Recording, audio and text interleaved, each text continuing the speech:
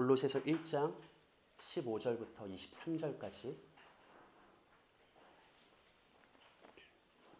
제가 읽겠습니다.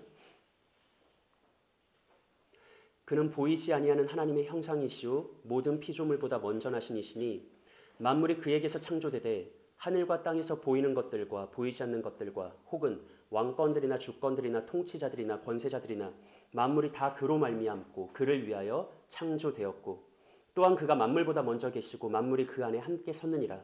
그는 몸인 교회의 머리시라. 그가 근본이시오 죽은 자들 가운데서 먼저 나신 이시니 이는 친히 만물의 으뜸이 되려 하심이요 아버지께서는 모든 충만으로 예수 안에 거하게 하시고 그의 십자가의 피로 화평을 이루사 만물 곧 땅에 있는 것들이나 하늘에 있는 것들이 그로 말미암아 자기와 화목하게 되기를 기뻐하심이라. 전에 악한 행실로 멀리 떠난 마음으로 원수가 되었던 너희를 이제는 그의 육체의 죽음으로 말미암아 화목하게 하사 너희를 거룩하고 흠없고 책망할 것이 없는 자로 그 앞에 세우고자 하셨으니 만일 너희가 믿음에 거하고 터 위에 굳게 서서 너희 들은 바 복음의 소망에서 흔들리지 아니하면 그리하리라. 이 복음은 천하 만민에게 전파된 바요 나 바울은 이 복음의 일꾼이 되었노라. 아멘. 우리 오늘 이렇게 인사할까요? 서로에게 옛것을 벗고 새 것을 입으십시오. 네, 한 번 더 인사합니다. 바로 지금 예수 그리스도로 옷 입으십시오. 네, 감사합니다. 자, 우리 오늘 본문 15절 한번 읽어볼까요? 합독할게요. 시작. 그는 보이지 아니하는 하나님의 형상이시요 모든 피조물보다 먼저 나신 이시니. 아멘. 골로새서에서 바울은 우리의 구주이신 예수 그리스도를 가리켜서 첫째, 그는 누구다? 보이지 아니하는 하나님의 형상이시다라고 말했고요. 둘째로 모든 피조물보다 먼저 나신 이시다라고 두 가지로 설명했죠. 먼저 하나님의 형상에 대해서 요한이 이렇게 말했는데 요한복음 1장 18절 읽어볼까요? 시작. 본래 하늘에 분사함이 없으되 아버지 품속에 있는 고생하신 하나님이 나타나시니라. 아멘. 하나님은 영이십니다. 누구도 볼 수 없고 실제로 누구도 본 적이 없습니다. 요한이 뭐라고 말하냐면 그 보이지 않는 하나님을 볼 수 있게 나타내시고 드러내신 형상이 있다. 그가 곧 누구다? 우리 구주 예수 그리스도다라고 말하죠. 다음으로 바울은 예수님이 모든 피조물보다 뭐 하신 분이다? 모든 피조물보다 먼저 나신 분이다. 공동번역 성경으로 하면 만물에 앞서 태어나신 분이다 라고 설명했는데 사실 이 표현이 조금 애매하죠. 예수님은 모든 피조물보다 먼저 나셨다, 앞서 태어나셨다라고 말하면 오해의 여지가 있습니다. 어떻게 받아들이는 사람이 있죠? 예수님도 본래는 피조물 중에 하나인데 먼저 나시니 앞서 태어나시니 다만 모든 피조물보다 먼저 만들어졌기에 모든 피조물의 으뜸일 뿐이다 라고 잘못 이해하는 사람들이 있을 수 있죠. 물론 바울은 이어지는 16절에서 이렇게 말합니다. 만물이 누구에게서 계속 문맥이 이어지는 거죠. 만물이 누구에게서 창조되었다? 예수 그리스도로 인해 창조되었다. 하늘과 땅에서 보이는 것들과 보이지 않는 것들과 혹은 왕권들이나 주권들이나 통치자들이나 권세자들이나 다 만물이 그로 말미암고 그를 위해서 창조되었다라고 부연 설명을 해요. 바울은 혹시나 오해할까 봐 곧바로 예수님이 먼저 나셨고 먼저 태어나신 것은 맞지만 그분은 피조물이 아니라 사실 누구다? 만물을 창조하신 분이다 라고 설명하죠. 근데 여러분 생각해 보세요. 왜 바울은 굳이 오해의 여지가 있는 이런 표현, 애매한 표현을 사용했을까요? 왜 바울은 예수님을 설명할 때 많은 말이 있었을 텐데 그는 모든 피조물보다 먼저 나신 분이야. 가장 처음으로 태어나신 분이야 라고 설명했을까요? 학자들은 여기에 구약의 맏아들, 곧 장자의 개념이 있다라고 설명합니다. 구약과 이스라엘 사회 속에서 맏아들, 곧 장자는요, 상속자입니다. 아버지의 기업을 물려받을 자고 이을 자죠. 때문에 오늘 본문에서 바울이 예수님을 두 가지로 설명하는데 첫째, 예수님은 누구다? 하나님의 형상이다. 그리고 다음으로 그는 모든 피조물보다 먼저 나신 이다 라고 말할 때 그것은 어떤 의미를 가지고 있는 거죠? 예수님은 누구다? 하나님의 맏아들이시다. 장자이시다. 그래서 예수님은 상속자다. 하나님이 창조하신 만물을 기업으로 이어받을 자이다 라는 이런 의미를 강조하고자 바울이 오해의 여지가 있지만 예수님을 만물보다 먼저 나신 이다 라고 소개하고 있다라는 것이죠.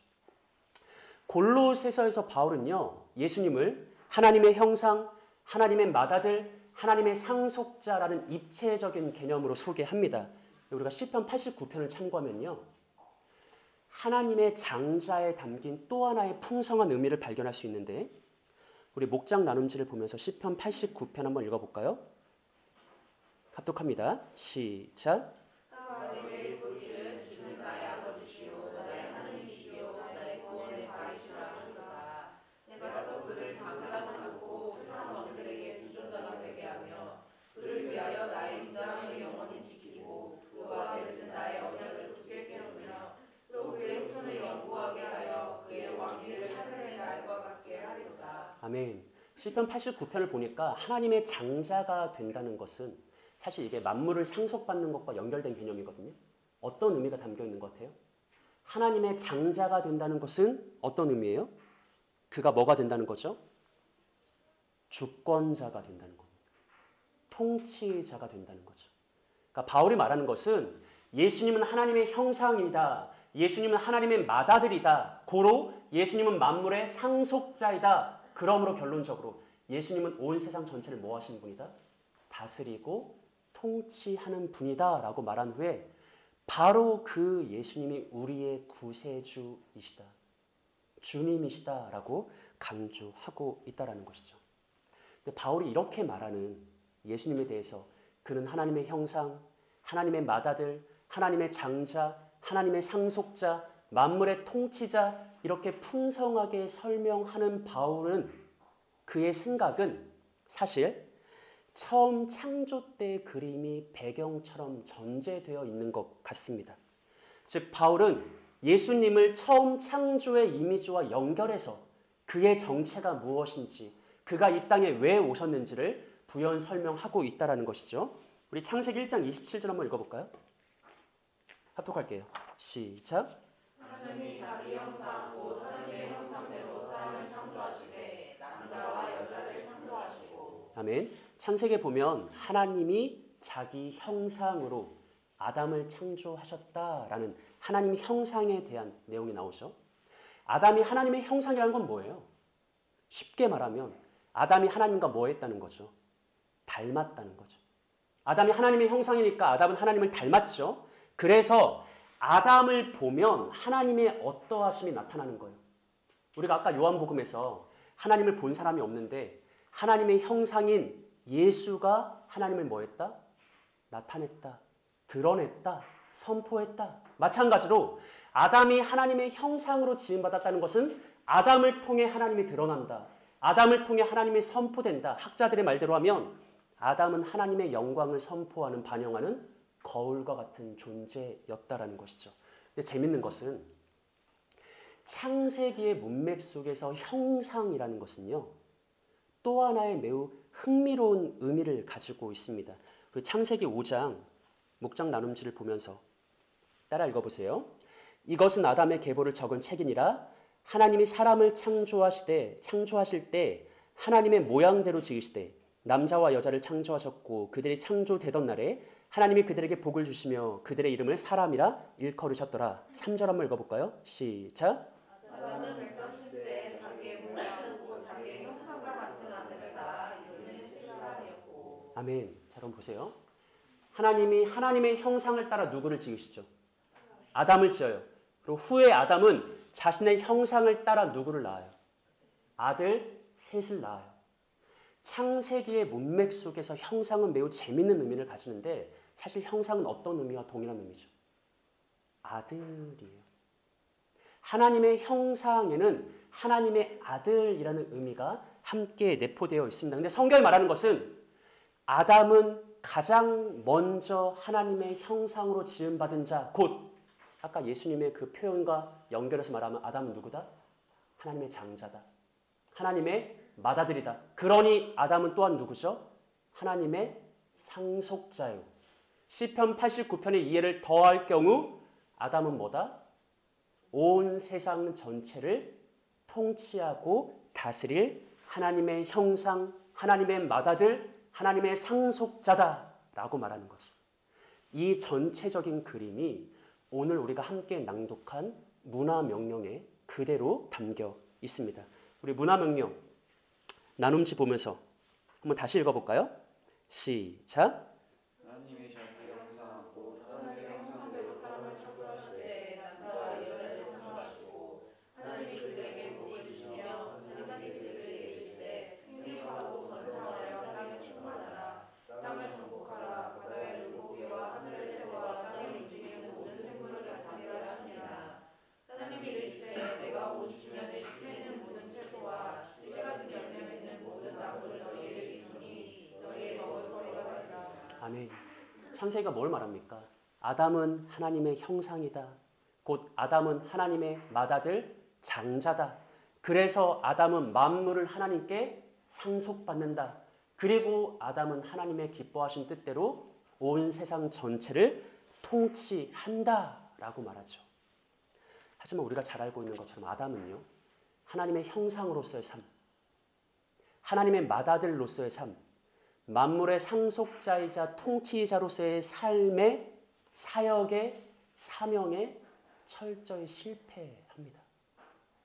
후에 하나님은요, 이스라엘을 민족적 아담으로 다시 세워서 그 이스라엘로 하여금 이전 아담의 사명을 이어받게 인도하셨지만 성경은 이스라엘 역시 광야로부터 왕정시대까지 늘 그들의 조상 아담과 같이 실패했음을 고발하는데 호세아 6장 한번 읽어볼까요? 시작!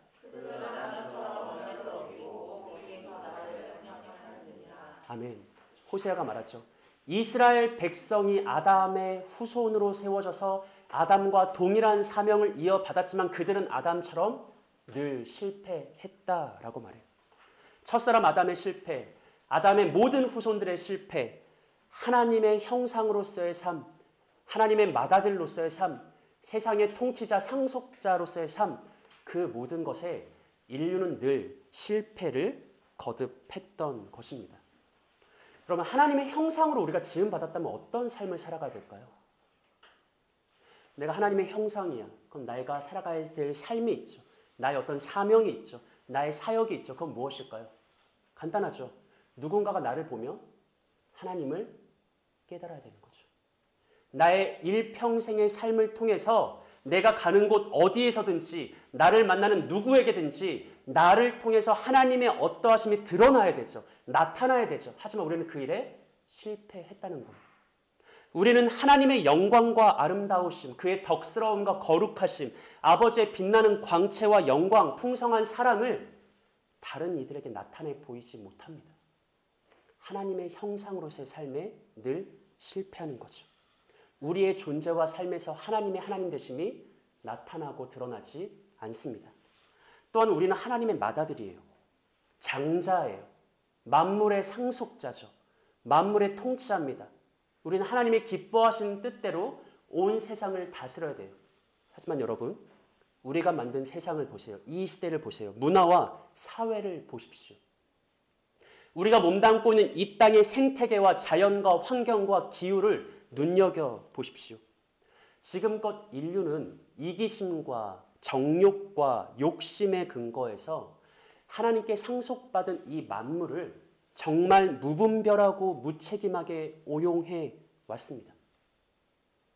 만약 하나님이 노아와의 언약, 무지개의 언약을 기억하시고 이 땅을 보존하시지 않았다면 그때마다 성령을 통해서 인간의 치닫는 악을 억제하지 않았다면 노아 때와 같이 이 세상이 멸망으로 나아가지 않도록 하나님이 제한하지 않았다면 과연 이 땅은 어떤 모습으로 지금 우리의 관계와 이 사회와 이 시대는 과연 어떤 모습으로 그려졌을까요? 또 한 가지, 우리의 내면은 어떻습니까? 우리의 감정은 어떻습니까? 우리의 마음은 무엇을 만들어냅니까? 복음서에서 예수님 하신 말씀 한번 읽어볼까요? 똑합니다. 시작. 속에서 사람의 마음에서 나오는 것은 악한 생각, 곧 음란과 도둑질과 살인과 간음과 탐욕과 악독과 속임과 노탐과 질투와 비방과 교만과 우매함이니 이 모든 악한 것이 다 속에서 나와서 사람을 더럽게 하느니라. 아멘. 예수님이 직접 하신 말씀이죠. 내 안에서 뭐가 나올까? 내 감정 속에서 나오는 건 뭘까? 내 내면에서 나오는 건 뭘까? 예수님은 한마디로 사람의 마음에서 나오는 것은 모든 악한 것들 뿐이다. 우리의 내면에선 선한 게 나오지 않아요. 그러니 우리의 관계는 항상 악한 것, 나쁜 것, 부정한 것들만이 나오고, 그래서 우리가 만들어가는 세상 역시 하나님이 기뻐하시는 아름다운 모습이 될 수 없는 것입니다. 우리에게는요, 하나님 형상의 아름다움이 없어요. 그리고 이 땅에는 하나님의 맏아들다운 품위 있는 통치, 질서 있는 다스림이 없습니다. 이 땅에는 소망이 없을까? 우리에게는 정말 소망이란 게 없을까? 우리는 무엇인가를 기대하고 바랄 수 없을까? 골로새서에서 바울이 말한 건 뭐냐면 구주 예수 그리스도가 이 땅에 오셨다. 그리고 예수님은 이 땅에 오시되 하나님의 형상으로 오시고 하나님의 맏아들로서 오셨다라고 선포합니다. 그 골로새서에서 예수는 하나님의 형상이다, 예수는 하나님의 맏아들이다 라고 바울이 선포할 때 그의 마음을 지배하고 있는 심상은 뭐였을까요?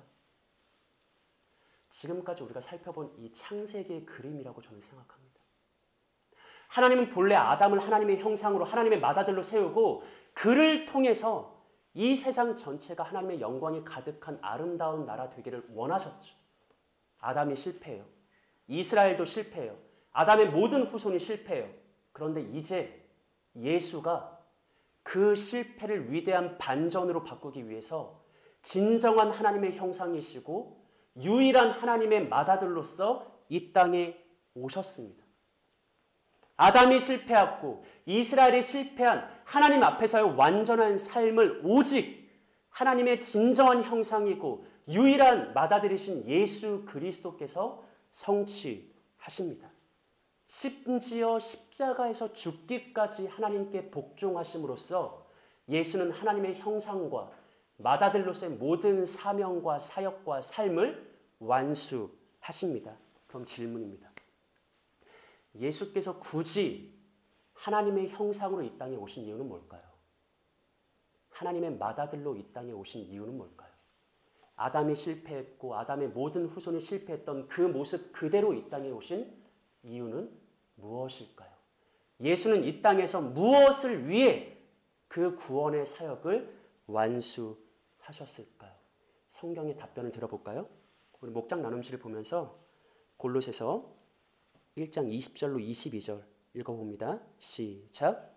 십자가의 피로 화평을 이루사 만물 곧 땅에 있는 것들이나 하늘에 있는 것들이 그로 말미암아 자기와 화목하게 되기를 구하시니라. 전에 악한 행실로 멀리 떠나 마음으로 원수가 되었던 너희를 이제는 그의 육체의 죽음으로 말미암아 화목하게 하사 너희를 거룩하고 흠없고 책망할 것이 없는 자로 그 앞에 세우고자 하셨으니. 아멘. 한마디로 예수께서 하나님의 형상으로 이 땅에서 살아가신 이유, 예수께서 맏아들로서 이 땅에서 삶을 완수하신 이유는 한마디로 뭐예요? 무엇을 하기 위함이라? 화목하게 하기 위함이라. 만물을 하나님과 화목시키고 또한 악한 행실로 하나님과 멀리 떠나 있던 우리를 하나님과 화목시키기 위해서 이 땅에 예수가 오셨다라고 말하죠. 여러분, 화목은 뭘 전제한 개념이에요? 뭐 하니까 화목하게 만들어야 되죠? 불화를 전제합니다. 소외를 전제합니다. 단절을 전제하죠. 이것을 다시 창세기의 그림으로 생각해 볼까요? 하나님의 형상인 아담은 에덴 동산에서 하나님과 가장 친밀한 연합의 관계를 누렸었는데 뱀이 찾아와서 그를 미혹하고 마침내 아담은 하나님의 말씀보다 뱀의 지혜를 따라갑니다. 하나님의 말씀을 어기고 뱀의 지혜를 선택하죠. 그래서 아담은 죄를 범했고 그 결과 타락했는데 성경 그 타락의 결과가 뭐라고 말하냐면 창세기 3장 8절 한번 읽어볼까요?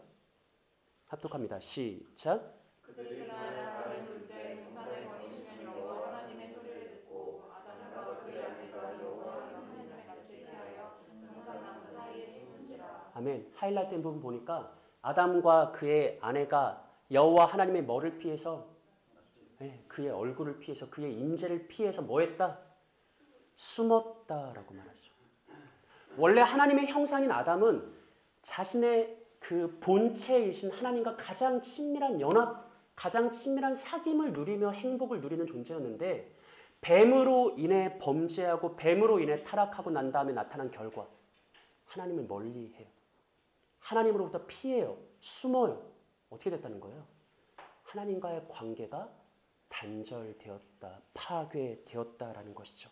실제로 하나님은 후에 아담을 에덴 동산 바깥으로 하나님의 임재 바깥으로 내어 쫓습니다. 그를 완전히 소외시키는 거죠. 자신으로부터 분리시키는 거죠. 단절시키는 거죠. 오늘 본문에서 바울은 바로 그 상태가 우리가 악한 행실로 하나님을 멀리 떠나 마음으로 원수되었던 상태였다라고 설명한 거예요. 그런데 예수는 이 땅에 왜 오셨는가? 굳이 하나님의 형상으로 오신 이유는 무엇인가? 굳이 하나님의 장자로 이 땅에 오신 이유는 무엇인가? 아담이 실패했던 그 삶을 살아가시고 이스라엘이 실패한 그 사명을 완수하셨던 이유는 무엇인가? 하나님으로부터 멀리 있던 우리를 하나님과 다시 화목해 하기 위해서. 하나님과 불화의 관계에 있었던 우리를 다시금 중재해서 화해시키기 위해서. 하나님으로부터 소외되었던 우리들, 외면되었던 우리를 다시금 하나님의 품 안으로 끌어들이기 위해서 예수가 이 땅에 오셨다라는 거죠. 우리가 주목할 것은요, 여러분 창세기에서는요, 하나님께서 약속된 그날에 예수를 통해 너희를 다시 나와 화목시킬 거야 라는 그 화목의 개념이 두 가지의 모티프를 통해서 전개된다는 거예요. 첫 번째는 지혜의 모티프가 있고요. 둘째는 옷 입음의 모티프가 있습니다. 우리는 하나님으로부터 단절됐잖아요. 하나님으로부터 소외됐잖아요. 언젠가 예수가 오시면 그 소외를 화목으로 바꾸실 건데 이 과정에서 중요한 두 가지 개념이 첫째 지혜이고 둘째 옷 입음이라는 거죠. 첫 번째 지혜 모티프를 한번 생각해 볼까요? 창세기 3장 1절 한번 읽어보겠습니다. 시작. 그런데 뱀은 여호와 하나님이 지으신 들짐승 중에 가장 간교하니라. 아멘. 한글 성경이 간교하다라고 번역한 히브리어 아룸은 슬기롭다, 지혜롭다라는 의미도 함께 가지고 있어요. 그러니까 이 아룸 자체는 중립적인 개념입니다. 그러니까 성경은 뱀이 굉장히 지혜로운 존재였다, 슬기로운 존재였다, 좀 나쁘게 말하면, 부정적으로 말하면 간교한 존재였다라고 말합니다. 그리고 뱀은 자신의 지혜를 가지고 하나님의 형상인 아담을 거꾸러뜨리기 위해서 그에게 접근해서 미혹하기 시작합니다. 뱀은 먼저 아담의 아내에게 가죠. 여자에게 가죠. 그리고 교묘한 거짓을 던지는데 여기서 주목할 것은 뱀이 100% 거짓말만 말하지 않아요. 뱀은 매우 교묘하게 진실과 거짓을 혼합해서 헷갈리게 만듭니다. 여러분, 우리가 하나님과 화목을 누린다는 것에 지혜가 굉장히 중요하거든요. 지혜는 분별이에요. 사탄은 늘 우리에게 9가지의 진실을 말하면서 한두 가지의 거짓을 섞어서 우리를 헷갈리게 만들어요. 근데 우리가 그 뱀의 말과 여호와 하나님의 말을 잘 분별해야 되는데 바로 그때 우리에게 필요한 능력이 지혜라는 것이죠.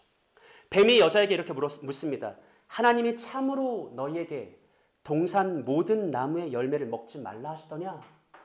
이에 여자가 굉장히 애매한 대답을 해요. 우리 한번 읽어볼까요? 시작. 여자가 그에게 말하되 동산 나무의 열매를 우리가 먹을 수 있으나 동산 중에 있는 나무의 열매는 하나님의 말씀에 너희는 먹지 말고 만지지도 말라. 너희가 주마다 가져라 하느니라. 아멘. 자, 여자가 세 가지로 대답을 하는데 학자들은 이 여자의 대답이 매우 신학적인 거라고 해석합니다. 첫 번째로 여자가 뱀에게 뭐라고 말하죠? 동산 나무의 열매를 우리가 뭐 할 수 있으나 먹을 수 있으나 라고 대답하죠. 하지만 여러분 정확하게 말하면 하나님은 창세기 2장 16절에서 동산 각종 나무의 열매는 내가 임으로 먹되라고 말씀하셨어요. 이 임으로라는 부분을 바른 성경은 자유롭게, 공동번역, 무엇이든지 마음대로, 새번역, 내가 먹고 싶은 대로. 그러니까 지금 첫 번째로 여자가 한 대답은 어떤 문제가 있냐면 하나님은 네 마음껏 먹어, 임으로 먹어, 자유롭게 먹어 라고 말씀하셨는데 그들에게 놀라운 특권을 주셨는데 여자는 하나님이 주신 특권을 뭐하죠? 축소시켜요. 하나님은 째째한 분처럼 만든다는 거죠. 두 번째로 여자가 뱀에게 뭐라고 말합니까? 하나님께서 동산 중앙의 열매를 뭐하지 말라? 먹지도 말고 만지지도 말라. 우리가 잘 알고 있죠. 하나님 뭐라고 말씀하셨습니까? 매우 단순하게 먹지 말라라고만 말씀하셨거든요. 지금 여자가 하는 건 뭐냐면 하나님은 이만큼의 특권을 주면서 단 한 가지를 금지하셨는데 하나님이 금지시킨 걸 부풀리고 있죠. 확장하고 있어요. 하나님은 단순히 먹지 말라라고만 말씀하셨는데 먹지도 말고 만지지도 못하게 하시더라 라고 말하고 있다는 것이죠. 마지막 세 번째, 여자는 하나님께서 금지된 열매를 먹을 경우에 뭐 할까 하노라? 죽을까 하노라 라고 말하는데 이것은 애매한 대답이죠. 하나님은 너희가 반드시 죽으리라, 개역 한글 성경 정령 죽으리라 라고 말씀하셨기 때문이죠. 정리하면 여자는요, 하나님의 말씀과 뱀의 지혜 앞에서 지혜와 지식을 가지고 그것을 바르게 분별했어야 되는데 하나님이 주신 특권은 축소시키고 하나님이 금지한 건 부풀리고 하나님의 심판은 애매하게 만들면서 뱀 앞에서 스스로 지혜와 지식의 균열이 있다는 것을 그의 약함을 드러냈다는 것이죠. 뱀은요, 하와에게 있는 지식의 균열을 집요하게 파고듭니다. 그리고 그것을 공략하죠. 창세기 3장 4, 5절 한번 읽어볼까요? 시작. 뱀이 여자에게 이르되 너희가 결코 죽지 아니하리라. 너희가 그것을 먹는 날에는 너희 눈이 밝아져 하나님과 같이 되어 선악을 알 줄 하나님이 아시니라. 아멘. 자, 여러분, 분별의 지혜가 얼마나 중요하냐면 뱀이 네 가지를 말하는데 이 네 가지가 다 거짓이 아니에요. 먼저 첫 번째, 너희가 결코 죽지 아니하리라. 이런 건 쉽죠. 이건 새빨간 거짓말이에요. 하나님은 너희가 반드시 죽으리라라고 말씀하셨거든요. 근데 뱀은 너희가 결코 죽지 아니하리라 라고 말하죠. 이런 건 우리가 거부할 수 있고 분별할 수 있어요. 근데 두 번째로 3번을 먼저 볼까요? 너희가 뭐와 같이 될 것이다? 하나님과 같이 될 것이다. 이거는 되게 애매한 말이에요. 되게 분별하기 힘들다. 여러분, 아담이 뭘로 지음받았다고 했죠? 우리가 처음에? 하나님의 형상. 그래서 분명히 어떠한 측면에서 아담은 이미 누구와 같은 존재입니다. 뭐 그렇게 말하면 좀 이단 같아요? 아담은 이미 누구와 같은 존재예요? 하나님과 같은 존재예요. 하나님이다가 아니라 하나님의 형상으로 지음받은 아담은 이미 하나님과 같은 존재라고요. 근데 뱀은 그에게 애매하게 말을 던져요. 아담이 이미 가지고 있는 것을 집중하게 만들지 않고 아담이 가질 수 없는 것을 주목하게 만들어요. 아담은 이미 하나님과 같은 하나님의 형상인데 아담으로 하여금 그것을 넘어서서 하나님이 되라라고 허황된 말을 불어넣죠. 이런 것은 우리가 참 분별하기가 쉽지 않습니다. 마지막 세 번째로 뱀이 2번과 4번을 말하는데 너희 눈이 뭐하게 될 것이다? 밝아진다. 그래서 뭐 할 줄 알게 된다? 선악을 분별할 수 있게 된다. 이거는 사실이에요. 뱀의 말대로 선악과를 먹으니까 성경에 뭐라고 말하냐면 아담과 하와의 눈이 밝아졌다라고 말하거든요. 그리고 후에는 그들이 선악을 알게 되었다라고 말하거든요. 사실이죠. 하지만 사실이 아닙니다. 말 그대로는 사실이거든요. 하지만 그 심층에 숨겨져 있는 진리는 결코 사실이 아니라 거짓과 기만입니다. 왜냐하면 아담이 하나님의 말씀을 어기고 눈이 밝아졌을 때 그가 본 것은 뭐냐면 눈은 밝아졌지만 하나님과 같이 영광스러운 모습으로 자신이 변화되는 게 아니었어요. 아담이 발견한 건 뭐예요? 내가 벌거벗었다. 내가 지극히 부끄러운 존재다. 내가 수치스러운 존재다. 그리고 모든 게 발가벗겨지자 그의 마음 안에 있는 두려움을 발견하게 됩니다. 여러분, 뱀이요, 새빨간 거짓말도 사용하고요, 애매모호한 말도 사용하고요, 진실도 사용해요. 하지만 뱀의 진실은 결코 진실이 아닙니다. 하지만 아담과 하와는 그것을 분별해내지 못했어요. 하나님은 자신의 형상, 자신의 맏아들이 지혜로운 왕이 되어서 모든 것을 바르게 분별하고 바르게 판단해서 바르게 통치하기를 원하셨는데, 성경이 고발하는 것은 아담과 하와가 그것에 실패했다라는 거예요. 여러분, 성경이 솔로몬을 뭐라고 묘사하냐면, 솔로몬은 아담의 지식을 회복한 자예요. 아담이 모든 동물에게 이름을 지어주잖아요. 근데 솔로몬에 대한 중요한 성경의 표현 중에 솔로몬이 우슬초로부터 백향목까지 모든 식물에 대해서 논했다고 말하거든요. 아담의 지혜가 솔로몬에게서 회복돼요. 그래서 우리가 솔로몬을 누구라고 부릅니까? 지혜의 왕이라고 부르죠. 하나님이 원하셨던 것은 온전한 지식을 가지고 온전한 지혜를 가지고 하나님의 뜻대로 바르게 분별하고 바르게 판단하고 바르게 선택해서 하나님이 기뻐하시는 것대로 살아가고 하나님이 기뻐하시는 것대로 통치하는 거예요. 아담이 이 일에 실패하고 말았다는 것입니다. 창세기 3장 6절을 보시면요. 여자가 그 나무를 본즉 뱀의 말을 듣고 보니까 먹음직도 하고 보암직도 하고 또 뭐하죠? 지혜롭게 할 만큼 탐스러웠다. 창세기는 계속해서 아담의 죄에 대해서 지혜의 모티프를 강조하고 있습니다. 그리고 나서 두 번째 모티프인 온 입음의 모티프가 나오는데 7절 한번 읽어볼까요? 합독할게요. 시작.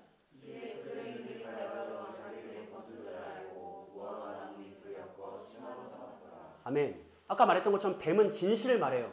너희가 선악과 먹으면 뭐하게 된다? 눈이 밝아진다. 밝아졌죠. 하지만 뱀이 말했던 결과는 찾아오지 않아요. 하나님과 같이 되지 않아요. 영광스럽게 되지 않아요. 행복하게 되지 않아요. 자신의 비참함을 발견하게 됩니다. 야, 내가 이렇게 수치스러운 존재였던가? 이전 하나님의 말씀을 따를 때는 영광스럽고 행복하고 기쁜 존재였는데 뱀의 말을 따르자 눈이 밝아져서 발견한 것은 내가 이렇게 부끄러운 존재였던가? 내가 이렇게 바닥이었던가?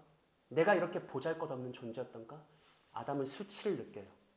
그래서 그것을 감추려고 하죠. 자신의 미약함과 비참과 수치를 감추려고 하죠. 그래서 아담이 어떻게 합니까? 스스로 무화과 나무 잎을 엮어서 옷을 만들어 입고 그것으로 자기를 감추려고 해요. 감춰질까요? 감춰질까요? 감춰지지 않습니다. 여러분, 아담만 그런 게 아니라 아담 이후에 모든 아담의 후손의 삶이 그래요. 자신의 내면에 어떤 것이 있는지를 알아요. 수치밖에 없다는 것, 부끄러움밖에 없다는 것, 못남밖에 없다는 것, 가장 저열한 것만이 가득하다는 것을 우리는 잘 알고 있습니다. 그래서 끊임없이 무엇인가로 자신을 가리려고 포장하죠. 감추려고 해요. 재력으로 감추려고 하고 지식으로 감추려고 하고 관계로 감추려고 하고 무엇이든지 나의 비참함을 가리고 싶어 합니다. 하지만 여러분, 한 가지 분명하게 해야 돼요. 아담 스스로의 힘으로 만든 옷은 아무것도 가려주지 못합니다. 우리 순서를 바꿔서 이사야 64장 먼저 한번 읽어볼까요?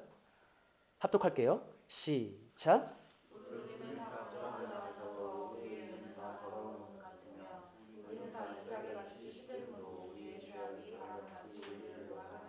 아멘. 아까 예수님 말씀하셨죠. 우리의 내면에서 뭐만 나온다? 더러운 것, 악한 것, 부정한 것, 나쁜 것, 수치스러운 것, 비참한 것들만 나와요. 우리는 가리고 싶어 하죠. 무엇이라도 좋으니 아담이 무화과 나뭇잎을 얼른 해가지고 막 급하게 자신의 수치를 가리고자 했던 것처럼 이 땅의 모든 인생들은 평생 동안 그 안에 더러운 것 자기도 알기 때문에 감추려는 삶을 살아가요. 하지만 성경이 말하는 것은 그렇게 해봐야 더럽고 추한 옷밖에 만들어내지 못하고 결코 너의 두려움과 부끄러움과 수치와 비참을 감추지 못한다라고 말합니다. 우리는 무엇으로 이것을 감출 수 있을까? 이게 감춰져야 거룩하신 하나님 앞에 나아갈 수 있을 텐데. 하나님 앞으로부터 단절되고 분리돼서 소외된 인생이 다시금 하나님 앞에 나아가려면 내 안에 있는 모든 부끄러움과 수치스러움과 악하고 부정한 것들을 하나님 앞에서 가려야 될 것인데 무엇으로 나는 그것을 할 수 있을까? 성경은 이렇게 말해요. 창세기 3장 21절 앞에요. 합독합니다. 시작. 여호와는 아담과 그의 아내를 위하여 가죽옷을 지어 입히시니라. 아멘. 여러분 가죽옷을 하나님이 지어 입히시는데 이게 어떤 상황이었을까요? 아담을 에덴 동산으로 쫓아내면서 너 무화과나무 잎으로 옷 만들었네? 그럼 그거 잘 입다가 나중에 해지면 이걸로 갈아입어라고 하면서 여벌 옷 개념으로 줬을까요? 여기에는 성경이 생략하고 있지만 하나님의 어떤 동작이 분명히 전제되어 있어요. 하나님이 아담과 하와에게 가죽옷을 입혀주셨다는 것에는 어떤 선행 과정이 전제되어 있을까요? 좋습니다. 예상치 못한 대답이 나왔는데, 가죽옷을 우리가 희생이다, 속죄다, 대속으로 해석하기도 하는데, 오늘은 벗고 입는 개념으로 좀 이 부분을 살펴보려고 하는데, 하나님이 아담에게 가죽옷을 지어 입혔다라는 것은 뭘 전제하고 있을까요? 그쵸. 아담은 스스로의 부끄러움을 감추고 싶어서 스스로의 힘으로 옷을 만들어 입었는데, 하나님은 그 옷을 벗겨요. 그걸로는 할 수 없어. 그걸로는 아무것도 해결되지 않아. 그걸로는 결코 거룩에 이를 수 없고 행복에 이를 수 없어. 우리의 아담의 옷, 더러운 옷, 육신의 옷, 수치의 옷을 벗겨내십니다.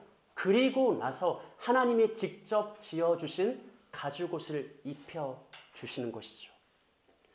창세기에는 이처럼 지혜와 옷 입음의 모티프가 흐르고 있는데 바울은 계속해서 이 창세기의 심상을 자유롭게 활용해서 예수 그리스도의 행하심을 설명합니다. 우리 목장 나눔시 보면서 골로새서 3장 8절로 10절 한번 보세요. 이제는 너희가 이 모든 것을 뭐해라? 벗어버리라. 곧 분함과 노여움과 악의와 비방과 너희 입에 부끄러운 말이라. 너희가 서로 거짓말을 하지 말라. 옛사람과 그 행위를 뭐해라? 벗어버리고 새 사람을 뭐해라? 입어라. 이는 자기를 창조하신 이의 형상을 따라 뭐해까지? 지식에까지 새롭게 하심을 입은 자니라. 예수님이 이 땅에 오셔서 하시는 첫 번째 일은 뭐냐면요. 하나님의 형상으로서, 하나님의 맏아들로서 우리가 이전 뱀의 꾀임에 빠져서 상실한 지혜와 지식, 모든 것을 바르게 분별하고 바르게 판단하고 바르게 선택할 수 있는 하나님 앞에서 완전한 지혜와 지식을 먼저 회복시킵니다. 아담의 실패는 지혜로운 판단을 하지 못했기 때문에 실패한 거거든요. 예수님은 먼저 우리를 지식에까지 새롭게 합니다. 그리고 나서 뭘 하죠? 우리의 이전의 옷을 다 벗겨요. 아담의 옷을 벗겨요. 육신의 옷을 벗겨요. 모든 더럽고 추한 수치의 옷을 벗깁니다. 그리고 예수님은 스스로 자신을 옷 입혀 주시죠. 무엇을 위해서? 우리가 지금 이걸 왜 살펴본 거예요? 예수님이 무엇을 위해서 이것을 하셨다? 하나님과 우리를 다시 화목하게 하기 위해서죠. 여러분, 이 화목이 얼마나 놀라운 거냐면 예수님이 우리를 옷 벗기고 옷 입히잖아요. 이 옷 벗김과 옷 입힘은 복음서의 이해를 따르면 지위를 회복시킨다라는 의미가 있어요. 그 대표적인 예가 탕자의 비유거든요. 탕자가 아버지의 말씀을 어기고 아버지께 불순종하며 아버지를 떠나 아버지로부터 단절돼서 아버지와 소외된 삶을 살다가 다시 아버지께로 돌아왔을 때 아버지가 그에게 어떤 일을 행하죠? 그의 더러운 옷을 벗겨요. 새 옷을 입힙니다. 무슨 말이에요? 아들은 어떤 마음으로 왔어요? 아버지께. 저는 이제부터 아버지 아들 아니에요. 저 뭐 시켜주세요? 종 시켜주세요. 아버지는 그의 옷을 벗겨요. 새 옷을 입히죠. 무슨 뜻이에요? 너 종 아니야? 너 내 아들이야. 옷을 입혀주시는 거는요. 이전의 지위를 회복시켜주는 거예요. 아담은 본래 가장 영광스러운 존재였거든요. 아담이 가는 곳 어디에서나 하나님이 드러나는 하나님의 형상이에요. 아담을 보면 하나님이 나타나요. 하나님을 찬양할 수 있어요. 아담은 하나님의 맏아들 장자입니다. 온 세상 만물을 상속받아요. 그리고 온 세상 만물을 다스리는 존재입니다. 근데 그 지혜를 박탈당했거든요. 지혜가 없어서. 하나님의 말씀을 버려서. 하나님보다 뱀의 지혜를 더 따라서. 예수 그리스도가 하신 일은 뭐냐면 우리의 지식을 새롭게 하시고 우리의 예전 옷을 벗기고 다시 그리스도로 옷 입혀서 내 모든 지위, 내게 약속된 모든 영광을 다시 회복시켜요. 우리는 그리스도로 옷 입을 때만 진짜 하나님의 형상으로 살아갈 수 있고 그리스도로 옷 입을 때만 진짜 하나님의 장자로 살아갈 수 있고 그리스도로 옷 입을 때만 하나님의 상속자요 만물의 통치자로 살아갈 수 있습니다. 우리는 그리스도로 옷 입어야 합니다. 근데 문제는요. 바울은 자신의 서신에서 우리가 예수로 옷 입는 과정을 복합적으로 설명을 해요. 우리 두 구절 볼까요? 갈라디아서 보시면 누구든지 그리스도와 합하기 위해 뭐를 받은 자는 세례를 받은 자는 그리스도로 이미 뭐 했죠? 그러니까 바울의 논지는 뭐냐면 우리가 언젠가 생의 어느 순간 우리가 흔히 회심이라고 부르는 순간 내가 예수를 구주로 믿고 영접하고 받아들인 그 순간 우리는 이미 옛것을 벗고 새것을 입었다는 거예요. 그러니까 여러분은 그리스도로 옷 입은 존재 아니에요? 존재예요. 근데 문제는 바울이 로마서에서 이렇게 말하거든요. 합독할까요? 시작.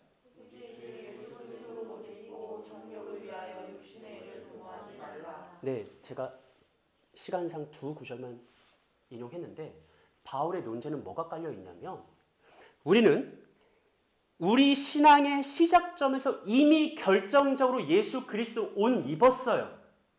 하지만 동시에 바울이 말하는 것은 그 벗음과 입음을 매일같이 반복해야 된다는 거예요. 이상하게도 우리는 이미 결정적으로 예수 그리스도로 옷을 입었음에도 불구하고 조금만 지나면 스스로 주섬주섬 다시 아담의 옷을 걸쳐 입는다. 육신의 옷을 꺼내어서 다시 그걸 걸쳐 입는다. 하나님의 옷을 버리고 내 스스로로 나를 포장하고 감싸고 나를 뭔가 그럴듯하게 만들려고 하고 나를 있어 보이게 만들려고 하는데 그 모든 것은 아까 살펴본 것처럼 아무런 능력이 없습니다. 바울이 말하는 것은 너희가 분명히 예수를 처음 믿는 그 순간에 이미 결정적으로 그리스도로 옷 입었지만 아니 그것으로 끝나는 거 아니야. 매일같이 입어야 돼. 매일같이 육체의 옷을 벗어야 돼. 매일같이 아담적 본성을 벗어야 돼. 매일같이 그리스도로 새로 옷 입어야 돼 라고 말하고 있다는 것이죠. 사랑하는 여러분, 우리는요 매일같이 스스로 옛것을 벗고 새것을 입어야 됩니다. 아담을 벗고 그리스도를 입어야 됩니다. 육체를 벗고 성령을 입어야 됩니다. 정욕을 벗고 거룩을 입어야 됩니다. 거짓을 벗고 진리를 입어야 됩니다. 여러분들은 매일 그러한 삶을 살아가고 있습니까? 기독교 역사상 가장 위대한 믿음의 사람 중에 하나고 성인이란 칭호까지 받는 어거스틴은요. 다음 로마서 9절을 읽다가 회심했다고 해요. 우리 로마서 말씀 목장 나눔지를 보면서 교독할까요? 또한 너희가 이 시기를 알거니와 자다가 깰 때가 벌써 되었으니 이는 이제 우리의 구원이 처음 믿을 때보다 가까웠음이라.